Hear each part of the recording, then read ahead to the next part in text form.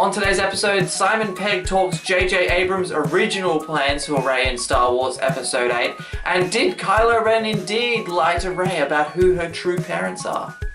My name is Tom, my parents were also filthy junk traders who sold me off for drinking money, and this is Tom's Take.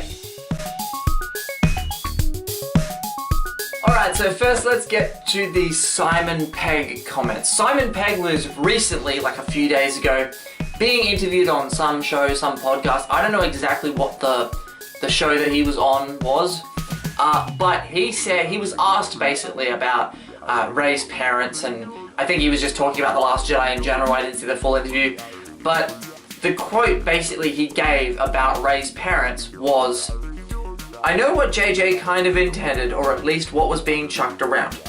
I think that's kind of been undone slightly by the last one. There was some talk of a relevant lineage for her. I don't know. I really don't know." Now let's put these quotes into context, okay?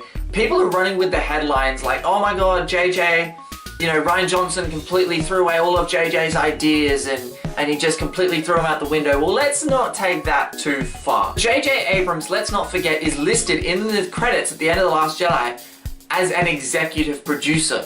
And a lot of people seem to forget that J.J. Abrams was also one of the people, along with Kathy Kennedy and Lucasfilm, who went out and hired Rian Johnson. Now, with the title of executive producer, if we just take that at its face value, J.J. Abrams, in that Lucasfilm hierarchy of Star Wars, ranks higher than Rian Johnson. And if he had any really solid ideas, you'd think he would have had the power as an executive producer to go, "No, Ryan, I want you to do this." But he did. But I don't think we can put too much stock in these comments from Simon Pegg. Of course, J.J. Abrams is a very creative person.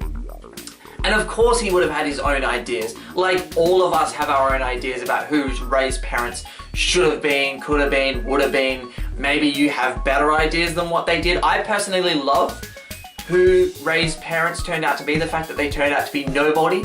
I feel like that is a challenge for that character. That's the hardest thing that character could have possibly heard at that moment. Similar to how in Empire Strikes Back, the most challenging thing for Luke was finding out that the most baddest evil man on the galaxy is indeed his father. And for Rey, it's different. It's the opposite. It's finding out that her parents were nobody. And that presents certain challenges for that character. Now that scene after the throne room between Kylo Ren and Rey, where Kylo Ren confronts her because he says that he's seen, through looking into her mind, who her parents really are. That quote's been misinterpreted a lot by the Star Wars fan community, and some people seem to remember it as Kylo Ren telling Rey that her parents were nobody. A bit like how some people, when The Empire Strikes Back came out, thought maybe, well, Vader was lying to Luke. And that's a fair leap to make because Vader did say it, first. I actually want to make t-shirts that say Rey said it first. But I just wanted to put an end to this whole debate by showing you guys the actual quote from the film. Kylo Ren says, "Do you know the truth about your parents? Or have you always known? You've just hidden it away. Say it." Rey, in tears, then says, "They were nobody." And then Kylo Ren says, "They were filthy junk traders who sold you off for drinking money.